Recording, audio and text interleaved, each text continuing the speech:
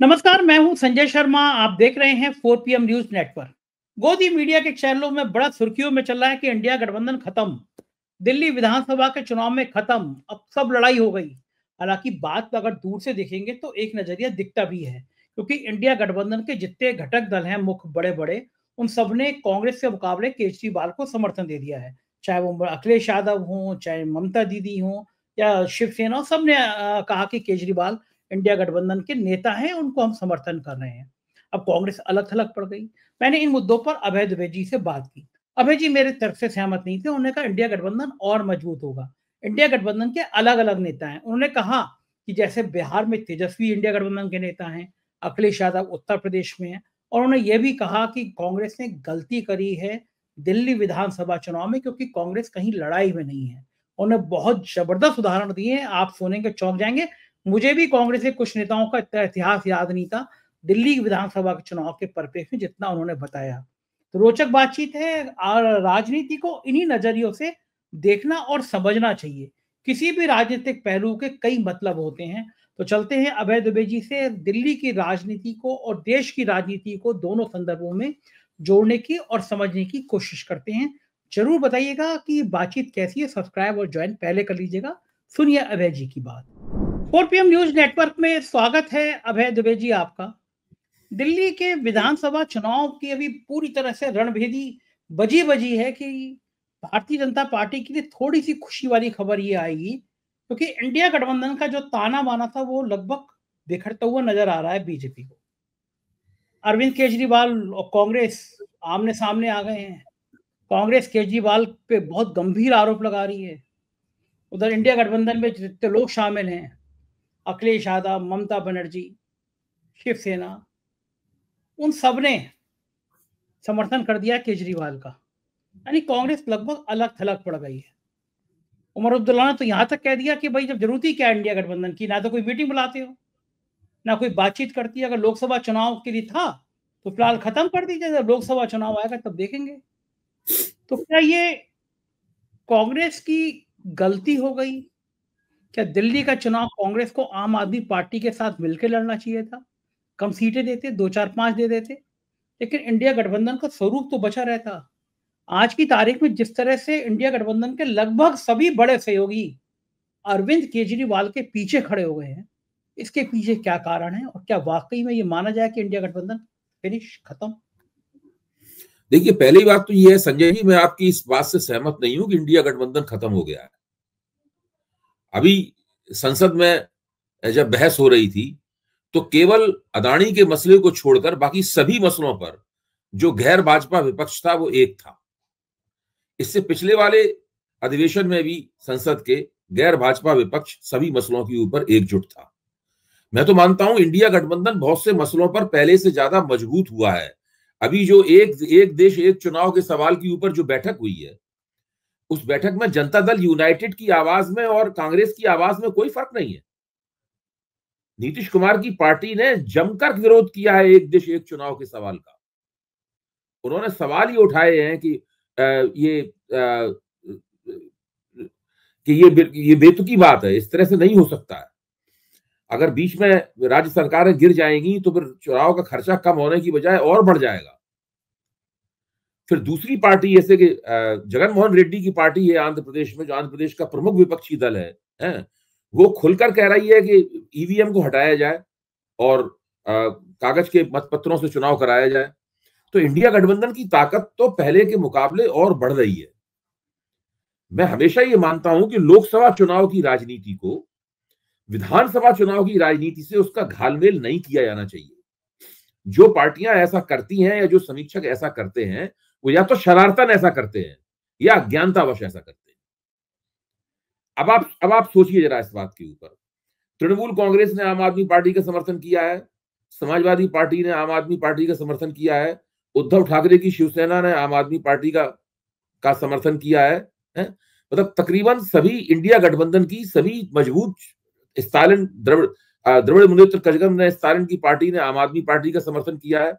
जितनी भी शक्तिशाली क्षेत्रीय दल हैं, सबने दिल्ली के चुनाव में आम आदमी पार्टी का समर्थन किया है।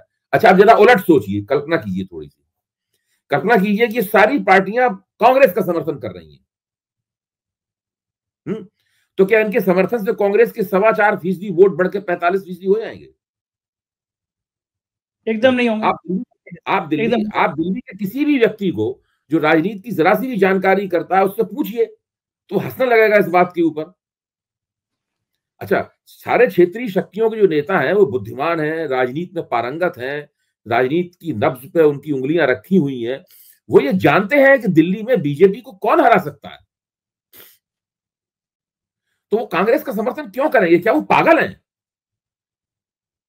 मेरा मानना है कि अगर अखिलेश यादव कांग्रेस का समर्थन करते तो मैं समझता कि मैं कहता, और ममता बनर्जी कांग्रेस का समर्थन करती, उद्धव ठाकरे कांग्रेस का समर्थन करते, शरद यादव कांग्रेस का समर्थन करते, तो मैं कहता है इन लोगों का दिमाग घूम गया है। महाराष्ट्र में कांग्रेस की पृथ्वीराज चौहान कितने बड़े नेता हैं, उन्होंने क्या बयान दिया है? उन्होंने बयान ये दिया है कि दिल्ली में आम आदमी पार्टी चुनाव जीत रही है, कांग्रेस को उससे समझौता करना चाहिए। तुरंत ही संजय राउत ने उनका समर्थन किया है।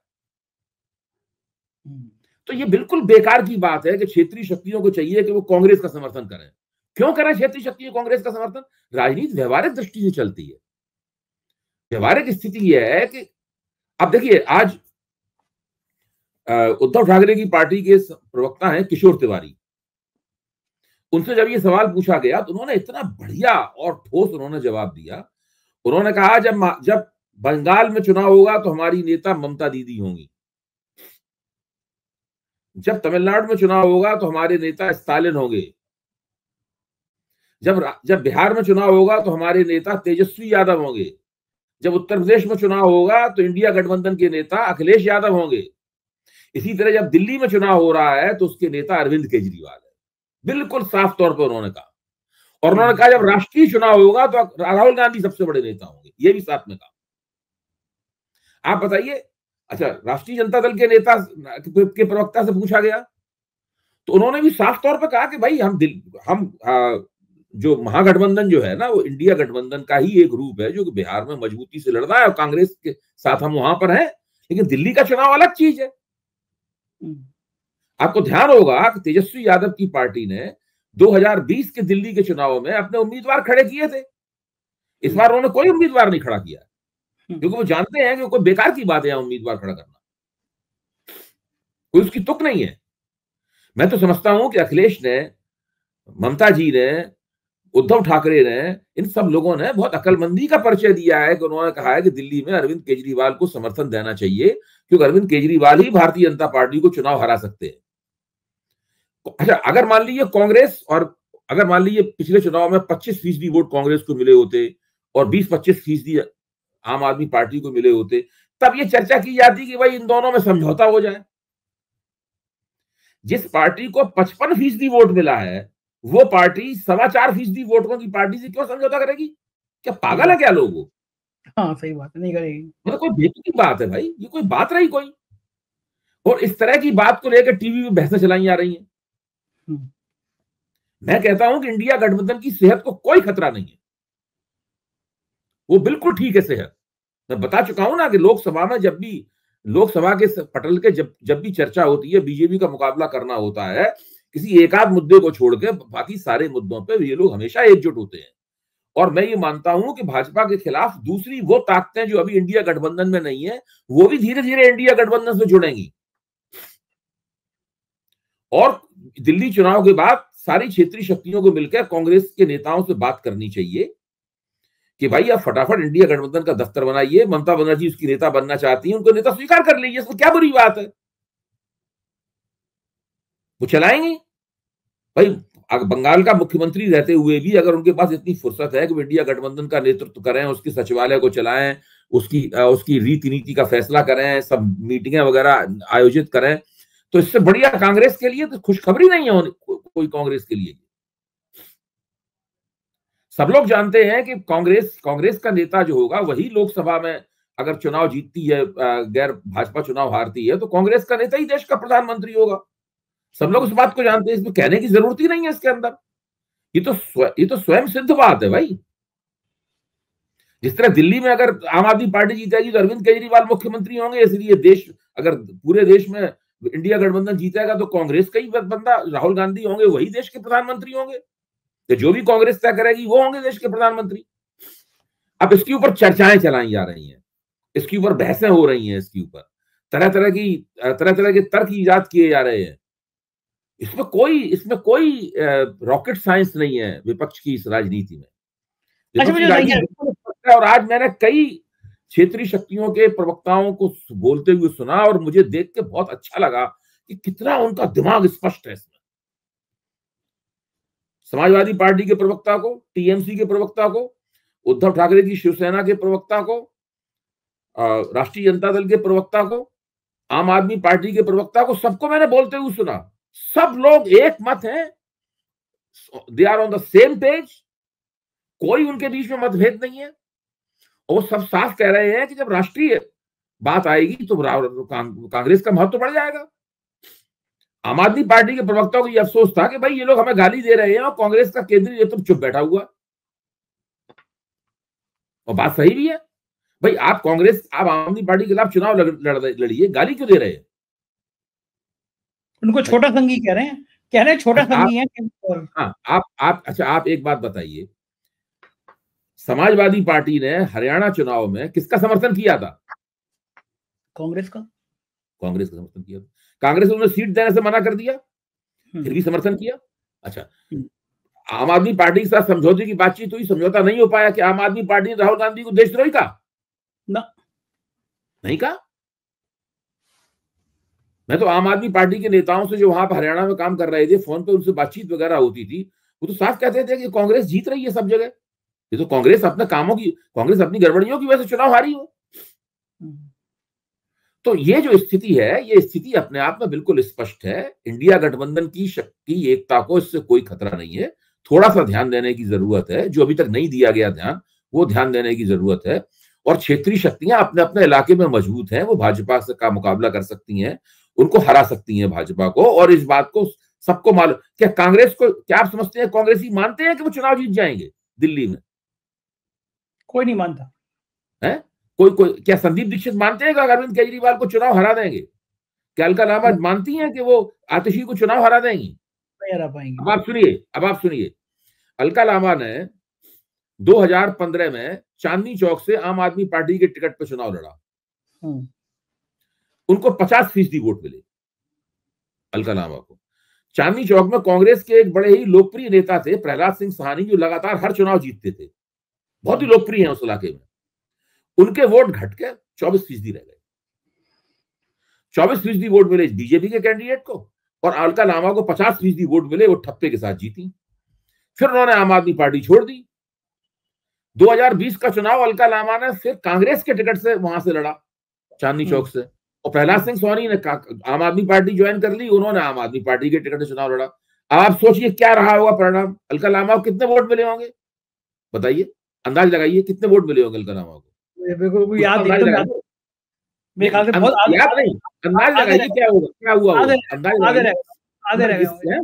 आधे। पहली बार 50% वोट मिले थे और दूसरी बार 5% वोट मिले। अरे बाप रे, तो मुझे भी अंदाजा नहीं था, याद में सोचिए ना। और प्रहलाद सिंह सहानी को, जिनको 24% वोट मिले थे, अगली बार 65% वोट मिले, क्योंकि पार्टी बदल गई। अरे बाप रे, आप ये सोचिए ना, दिल्ली क्या है, दिल्ली विधानसभा का चुनाव क्या है, क्या जादू है वैसे केजरीवाल के अंदर कुछ। अरे आप इस बात को सोचिए ना कि ये लोग कांग्रेसी क्या क्लेम कर रहे हैं, क्या दावा कर रहे हैं कांग्रेसी। जब आप प्रहलाद सिंह सहानी के मुकाबले 5% वोट प्राप्त कर रही हैं। अच्छा, एक और बंदा है जो कि आम आदमी पार्टी की सरकार में मंत्री भी था, नाम याद आया उनको? आपको उनका कौन? कपिल मिश्रा। हाँ, अरे जिन्होंने वो ऐतिहासिक भाषण दिया था मोदी जी का विधानसभा में, कितना चरित्र हनन किया था मोदी जी का। उसके बाद जब आम आदमी पार्टी के खिलाफ हुए तो कहा कि मैं अरविंद केजरीवाल का कॉलर पकड़ के खींचते हुए ले जाऊंगा और जेल में डाल के आऊंगा, ये सब बोले थे वो। उसके बाद वो 2020 में जम के चुनाव में खड़े हुए, उनकी दुर्गति हो गई चुनाव में कपिल मिश्रा की। अच्छा, उसके बाद में अब आज इस चुनाव में तो कपिल मिश्रा का नाम ही नहीं कोई ले रहा है। हाँ, गायब हो गए, वो तो आदमी गायब हो गए। पता नहीं वो बीजेपी के उपाध्यक्ष हैं कि जनरल सेक्रेटरी हैं दिल्ली स्तर के, कुछ नहीं है। गिरिराज सिंह के पास पत्रकार चला जाता है ना हर सवाल पे पूछने के लिए, या मुख्तार अब्बास नकवी के पास चला जाता है, कपिल मिश्रा के पास वो भी नहीं जा रहा है कोई पत्रकार। हाँ, वो भी गायब हो गया, बोतल में डिब्बे में डाल के ऊपर ढक्कन लगा दिया गया है ही नहीं कहीं, गायब ही हो गया वो आदमी, गायब हो गए। मतलब मैं कह रहा हूं दिल्ली की राजनीति अलग तरह की राजनीति है, दिल्ली विधानसभा की राजनीति अलग तरह की राजनीति है इसमें। और इस बात को अखिलेश यादव, ममता बनर्जी, स्टालिन, शरद पवार, उद्धव ठाकरे, तेजस्वी यादव, सब लोग जानते हैं। ये लोग देश के बड़े मजबूत और अनुभवी नेता हैं। राजनीति की इन्हें जितनी समझ है उतनी हम लोगों को, हम नहीं बता सकते उन्हें किसका समर्थन करें किसका विरोध करें। वो बिल्कुल ठीक बात है। अगर हम इस प्रकार की बेवकूफी करते हैं तो फिर ये हमारी मूर्खता है। उससे कहा एक दिन वो जो कर रहे हैं वो बिल्कुल सही कर रहे हैं। और देखिए कांग्रेस का खड़गे साहब बिल्कुल नहीं बोल रहे। खड़गे साहब की कोई आपने आवाज सुनी इस बीच में? एकदम नहीं। राहुल गांधी तो वियतनाम में है, वो तो हिंदुस्तान में है ही नहीं, वो बिल्कुल नहीं बोल रहे। वियतनाम से भी अपना संदेश दे सकते थे, बयान दे सकते थे। हाँ, वो नहीं बोल रहे क्योंकि वो जानते हैं कि इस वक्त बोलना उनके लिए मुनासिब नहीं है। ये भी रणनीति है। हाँ, खामोश रहना ये ठीक है। अच्छा मुझे बताइए अभय जी, अगर थोड़ा सा कांग्रेस अकल से काम कर लेती, मैं कह रहा हूँ 5 सीटें दे केजरीवाल, 5 तो दे ही देते, हर हालत में दे देते। क्यों देते? मैं कह रहा हूँ 5 तो दे देते। आप अगर ये कहते 5 तो दे ही देते वो। जब तो तेजस्वी यादव से अभी इंटरव्यू हुआ, हाँ, कि बिहार में आप बिहार में अगर वो नीतीश कुमार आपके साथ आने के लिए तैयार हो जाएगा, तो उन्होंने कहा कि बिहार में हम किसी को कुछ नहीं दे सकते। अगर बिहार में ही हम सीटों का साझा करने लगे तो हम क्या राजनीति करेंगे? हमारे पास अपने घटक हैं इंडिया गठबंधन के, महागठबंधन के, उनके साथ हम करेंगे फैसला। अब बाहर कोई बैठा हुआ है, सरकार चला रहा है कि नहीं चला रहा है, हम उसके बारे में कुछ नहीं कह सकते। मैं कह रही अगर मान लीजिए 5 सीटें देती हो कांग्रेस के पास तो कोई कांग्रेस, देखिए कांग्रेस के साथ समझौता करने या उन्हें 5 या 6 सीटों पे टिकट देने का मतलब ये होगा कि आम आदमी पार्टी अपने आधार को कमजोर करेगी। क्यों? कांग्रेस से उसने सारे वोट छीने हैं। अगर कांग्रेस को अपने वोट वापस मिलना शुरू कर जाए, कोई भी पॉलिटिकल लीडर ऐसा नहीं करेगा। अच्छा, वो मुझे अभी अरविंद केजरीवाल का फेस याद आ रहा है। मैं इंटरव्यू कर रहा था, वो 5-6 नेता सब बैठे हुए थे, तो मैंने अरविंद केजरीवाल से कहा कि आप कांग्रेस को इसलिए नहीं करना चाहते थे, कांग्रेस आपका वोट बैंक आने ले। तो केजरीवाल तो बहुत तेज नेता है ना, बोले वोट बैंक, कांग्रेस का वोट बैंक। उनका स्टाइल यही था। अभय जी उन्होंने हाथ यूं किया, वो इंटरव्यू देखेंगे आप, कांग्रेस का वोट बैंक दिल्ली में। मतलब अरविंद केजरीवाल का भाव ये था कि कांग्रेस का वोट बैंक है ही कहां दिल्ली में जो कांग्रेस अब ले लेगी। तो ये भी बड़ी मुसीबत है। आप देखिए कि 12-13 साल पहले कांग्रेस को दिल्ली में वोट मिलते थे विधानसभा चुनाव में। हाँ, 12-13 साल पहले मिलते थे वोट ना। हाँ। अब कब तक कांग्रेस कहती रही कि वो हमारा वोट है, हमारा वोट है? सही बात है। अब स्वतंत्र पार्टी ने जब पहली बार चुनाव लड़ा था तो उसको कई राज्यों में बड़े अच्छे वोट मिले थे। अब आप स्वतंत्र पार्टी के नेता ये खड़गे साहब की फलानी जगह गुजरात में, वहां पे आंध्र प्रदेश में, और वहां पे हमें वोट अच्छे मिले थे, तो हमें राजस्थान में बड़े अच्छे वोट मिले थे, तो हमारा वोट बैंक है वो। ऐसा थोड़ा होता है। हाँ, बिल्कुल सही बात। एक सज्जन मुझसे बहस कर रहे थे कि वो आम आदमी पार्टी, वो तो बीजेपी की बी टीम है। तो मैंने उनको ये लॉजिक दिया कि दिल्ली नगर निगम, मैं दिल्ली नगर निगम में, दिल्ली नगर परिषद में कब से वो बीजेपी का कब्जा था? भाई छीना तो आम आदमी पार्टी है ना उससे। आप बताइए कि दिल्ली में जो लोग ये कहते हैं वो तो बेकार की बात है। दिल्ली में बीजेपी को कौन हरा रहा है चुनाव? केजरीवाल। बीजेपी किन के नेताओं को जेलों में डाल रही है? केजरीवाल की किनके ऊपर मुकदमे चला रही है, जमानतें नहीं होने दे रही है, भ्रष्ट का आरोप लगा रही है, और फिर भी वो आम आदमी पार्टी बीजेपी की बी टीम है। सही बात है, बिल्कुल सही बात है, सहमत हूं। मतलब आम आदमी पार्टी दिल्ली छोड़ के चली जाए और कांग्रेस से कहे कि आप लड़िए, हम आपको समर्थन देते हैं, हम जा रहे हैं दिल्ली छोड़ के, हाँ, संन्यास तब ले लेंगे। तो बीजेपी विरोधी होगी। मतलब इस तरह की बकवास जो होती है ना, इस ऐसी बकवास को तो एक कान से सुन के ये जवाब देने काबिल भी नहीं है। असल में केजरीवाल भी, मतलब मैंने तुमसे पूछा था कि शुरू में वो इतने डैशिंग थे ना, मुझे याद आ रहा है कि वो सुधीर चौधरी वाला चैनल आज तक, वो फालतू की खबरें चला रहा था, उनके खिलाफ लगातार। तो कोई भी नेता आमतौर पे मीडिया से भिड़ता नहीं है। अब वो इनकी बात तो सुनी नहीं जा रही थी, इन्होंने सारे अखबारों में एक फुल पेज का विज्ञापन आज तक के खिलाफ दिया। ये मेरे ख्याल से भारतीय इतिहास में पहली बार होगा कि किसी मुख्यमंत्री ने किसी चैनल के खिलाफ फुल पेज विज्ञापन दिया हो कि इनके झूठ के कारनामे। इसके बाद आज तक एकदम बैकफुट पे आ गया, चुप हो गया, बोला नहीं।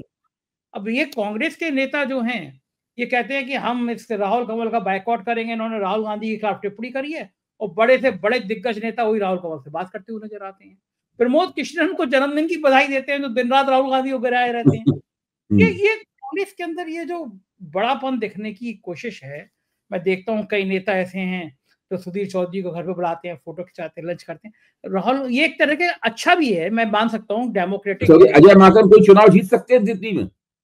ना, नहीं जीत सकते, दावा नहीं जीत सकते। अच्छा, अब आप भाजपा के जो प्रदेश अध्यक्ष हैं वीरेंद्र सचदेव हैं, वो अपने मोहल्ले का चुनाव नहीं जीत सकते। वो जानते हैं इस बात को, इसलिए वो खुद ही चुनाव की रेस से बाहर हो गए। उन्होंने कह दिया भाई हम विधानसभा का चुनाव नहीं लड़ेंगे। हाँ, सही बात है। हमारे केजरीवाल के खिलाफ भाजपा ने उतारा है प्रवेश वर्मा को। जब प्रवेश वर्मा एमएलए की राजनीति करते थे, एमएलए भी तो रहे हैं प्रवेश वर्मा, जब एमएलए की राजनीति करते थे तो वो क्या नई दिल्ली से टिकट मांगते थे? वो तो मुंडका वगैरह इन दूसरी जगहों से टिकट मांगते थे। नई दिल्ली में तो उनका कोई प्रभाव क्षेत्र नहीं है, उनकी बिरादरी के लोग भी नई दिल्ली में नहीं रहते। आप विधूड़ी को लीजिए, रमेश विधूड़ी को, वो कालका से आतिशी के मुकाबले लड़ रहे हैं। वो गुर्जर समाज से आते हैं विधूड़ी। क्या कालका कॉन्स्टिट्यूंसी में गुर्जर वोटर हैं क्या? इन लोगों ने केवल दिखावे के लिए इन लोगों को खड़ा कर दिया है। ये वही दोनों व्यक्ति हैं जिनके खिलाफ लोकसभा चुनाव से पहले भाजपा ने सर्वे करके ही जाना था कि इन्हें अगर लोकसभा का टिकट दे दिया तो ये हार जाएंगे चुनाव, इसलिए इनका टिकट काटा गया था। विधूड़ी और प्रवेश वर्मा का। विधूड़ी और प्रवेश वर्मा। तो वो जब लोकसभा में जब मोदी की लहर चलती है और दिल्ली के सारे लोग लोकसभा में जिताते हैं 7 सीटों पे भाजपा को, जब भाजपा को यकीन नहीं था कि ये दोनों लोकसभा का चुनाव नहीं जीत सकते तो विधानसभा का चुनाव क्या खा के जीतेंगे? सही बात है। और वो ना उनकी बिरादरी वहां पर रह रही है, ना उनका कभी जीवन में काम किया है उन निर्वाचन क्षेत्रों में, कैसे जीत जाएंगे? अच्छा, आपके हिसाब से अगर ये सब बातें सही हुई तो कांग्रेस एक बहुत बड़ी ऐतिहासिक हार का सामना करेगी दिल्ली में, तो ज्यादा फजीयत नहीं होगी? अरे भाई, कांग्रेस की क्या पिछले बार ऐतिहासिक हार नहीं हुई थी? 4.25% वोट, 0 सीट। उससे पिछले वाले चुनाव में भी क्या हुआ था? 0 सीट। 0 से भी कम सीटें हो सकती हैं क्या? जमानत जब्त ना हो, आप सोचो, जमानत जब्त, अधिकतम सीटों पर जमानत जब्त। जिस पार्टी को 4.25% वोट मिला होगा उसकी जमानत कहां बची होगी? अच्छा, क्या अब कोई सूरत है कि बीजेपी कांग्रेस का वोट बैंक आपको 15% तक आते हुए नजर आ रहा हो? अरे भाई, कांग्रेस का वोट बैंक अगर 15% आ जाएगा तो बीजेपी यूपी दिल्ली में चुनाव जीत जाएगी।